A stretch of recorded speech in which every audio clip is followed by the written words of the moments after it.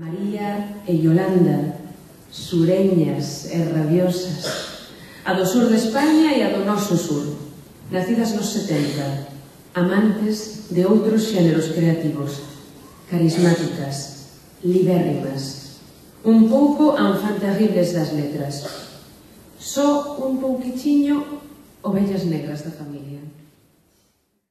Non conserve este prospecto, non precisará volver a lelo. Recoméndase medicarse coa maior premura posible. Se ten algunha dúbida, poñanse en contacto coa organización A Mesa pola Normalización Lingüística ou consulte as normas ortográficas e morfolóxicas do idioma galego. Este medicamento é apto para ser consumido polo total da poboación. Lingua galega, pílulas fraseolóxicas 1000 miligramos. Vía de administración oral e óptica. Composición. Cada ampola contén identidade 0,50 miligramos, honestidade 0,50 miligramos, dignidade 0,50 miligramos, conciencia 0,50 miligramos, compromiso 0,50 miligramos, cordura 0,50 miligramos, futuro 0,50 miligramos, amor 0,50 miligramos, resistencia 100 miligramos, memoria 500 miligramos. Propiedades.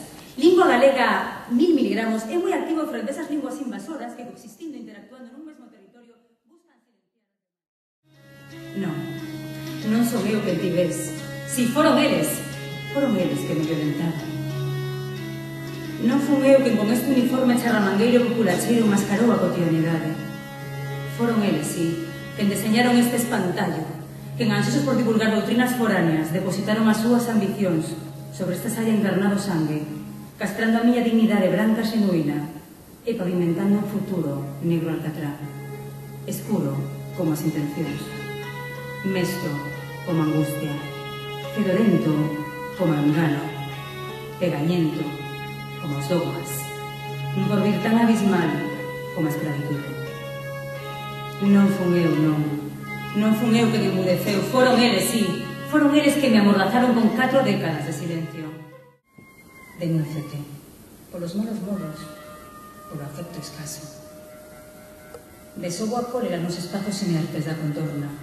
Derrubo portas, vitrinas, as fronteiras da cautela, estrago un corpo digno imprimindo hematomas, de sangue coagulado, de adentro afogado, de chorar calado, nas entrañas que devotas sofrendo a ti. Logo da batalla contra min mesma reordénome, lacerome polo erro e volvo preciso aos xerseis por gamas de cores, a cubertería sistemática nos queixóns, as citas aprendices de impuntualidade necesaria, aos bos días, grazas, por favor, volvo a esa que din son eu. Todos nacemos a Atapuerca, con una secreta intuición para la piedra. Luego sedentarizamos el aire. Con 5 nos hacemos los neolíticos para mantener el fuego fatuo que se hereda. Hay en nuestra estirpe una especie de sangre que se repite. Adolescentes, somos la variación romana del imperio.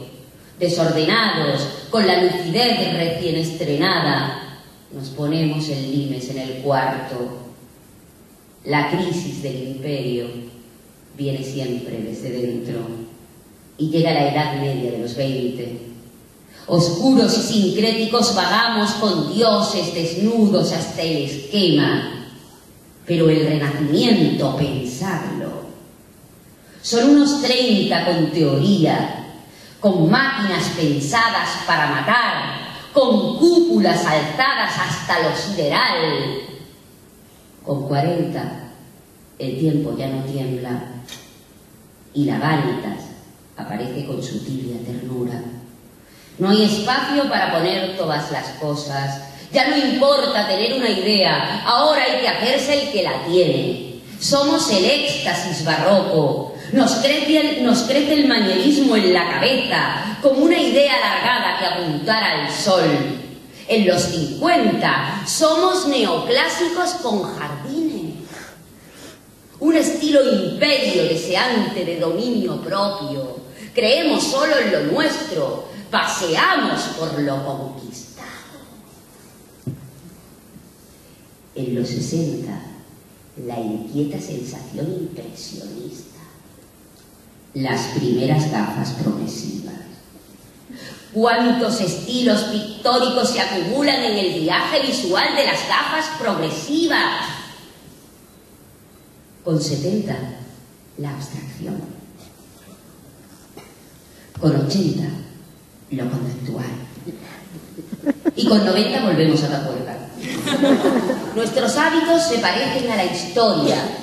No hay cerebro que resista lo circular. Si nos quitan la línea, lloramos como románticos en las ruinas de lo que fuimos.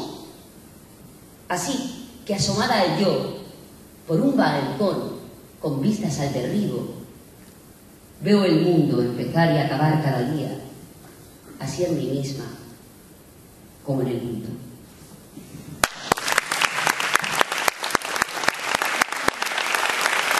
Me regalaron un mueble bar y... no, me regalaron una sopera. El mueble bar ya lo tenía, creo que es de mi tío. Me regalaron una sopera, no sé por qué, porque nunca he utilizado una sopera en mi puta vida. Y me regalaron una sopera, entonces, muy bonita. Y cuando me la regalaron, la metí en un mueble bar que tengo en mi casa, la metí dentro, oye, y la llave empezó a girar sobre sí misma, imposible volver a verla. Que yo decía, pero ¿cómo era? Bueno, da igual, el caso es que cada persona que venía a mi casa decía, yo te lo abro. Entonces todo el mundo intentaba abrirla y nadie lo conseguía. Y esto me recordó al ciclo artúrico, lo de la espada de Camelot, y yo decía, ¿a quién puedo nombrar rey de Camelot de mi casa? Bueno, una cosa muy neura. Y luego a la vez estaba leyendo a Kant. Y entonces, claro, salió este poema, perdonadme la tristeza. Se llama La sopera. En el ciclo artúrico de mi mueble bar, todos prueban a abrir la llave que va a dar a Ginebra. Lleva una sopera dentro, porque es un mueble conceptual. La cuestión de lo artístico se resuelve en lo cotidiano. ¿Por qué resulta mi sopera sin estrenar atrapada en las entrañas del mueble tan poderosamente sentimental? ¡Qué duda tan presocrática! ¿Será la misma sopera? ¿La veré como la primera vez? ¿Será menos azul? ¿Cuántos pensaron en su producción en cadena que estaría condenada a la oscuridad más absoluta? ¿Puede llamarse sopera a lo que nunca contendrá? Ante mi intuición empírica, el fenómeno es la sopera. Solo un juicio sintético podría acercarme a tocarla. Pero ¿cuántos juicios universales necesito tan solo para el recuerdo? Este idealismo trascendental merece una crítica necesaria. Imposible hacer pucheros. Pero si me pongo empírico racional y digo que la experiencia es el origen y el límite de nuestro conocimiento, mi sopera tiene en sus cualidades sensibles ideas complejas que mantienen mi religión y mi memoria. La sopera es este deseo imposible de hacer pucheros. Y yo me pregunto, ¿cómo será la sopera con su realidad? ¿Y cómo sería la sopera sin mi idea?